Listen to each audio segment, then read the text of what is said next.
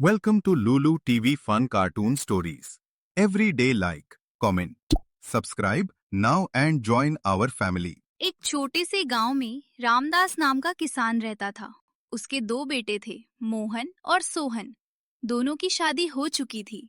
बड़ी बहू का नाम कमला था, जो बहुत लालची थी। छोटी बहू गीता ईमानदार और दयालु थी। एक दिन रामदास ने सोचा कि अब वो बूढ़ा हो गया है, इसलिए अपनी संपत्ति दोनों बहुओं की परीक्षा लेकर बांटेगा। बहुओं, मैं तुम दोनों को एक एक सोने का सिक्का देता हूँ।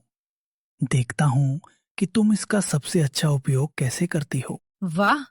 अगर एक सिक्के से इतना फायदा हो सकता है, तो मैं इसे और बढ़ाऊंगी। ठीक है बाबूजी, मैं सोच समझकर इसका उपयोग करूंगी। कमला बाजार गई और उस सिक्के से सस्ता सामान खरीदकर लोगों को महंगे दामों में बेचने लगी।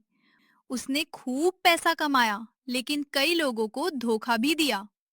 दूसरी ओर गीता ने उस सिक्के से कुछ बीज खरीदे और घर के पीछे सब्जियां उगाईं। गीता बहू, तुम्हारी सब्जियां तो बहुत अच्छी हैं। धन्यवाद चाचा जी। अगर किसी गरीब को जरूरत हो तो उसे मुफ्त में भी दे दीजिएगा। कुछ महीनों बाद कमला के पास काफी पैसा जमा हो गया, जबकि गीता के पास ज्यादा धन नहीं था। लेकिन पूरे गांव में उसकी ईमानदारी और अच्छाई की चर्चा होने लगी। एक दिन रामदास ने दोनों बहुओं को बुलाया। बताओ बहुओं, तुमने मेरे दिए सिक्के का क्या किया? बाबूजी, मैंने उस एक सिक्के से 100 सिक्के बना लिए। देखिए कितना धन कमाया है। अच्छा, और तुम गीता? बाबूजी, मैंने बीज खरीदे, उनसे सब्जियां उगाई, कुछ बेची, कुछ गरीबों में बांट दी। देखा बाबूजी, मैंने 100 सिक्के कमाए और इसने बस सब्जियां उगाई। तभी गांव के कई लोग वहां आ गए। रामदास जी, आपकी छोटी बहू बहुत नेक है। उसने कई बार हमारी मदद की है। अगर गीता बहू न होती तो मेरे बच्चों को कई दिन भूखा रहना पड़ता। सबकी बातें सुनकर रामदास मुस्कुराए। कमला, तुमने धन तो कमाया, लेकिन लोगों का विश्वास खो दिया।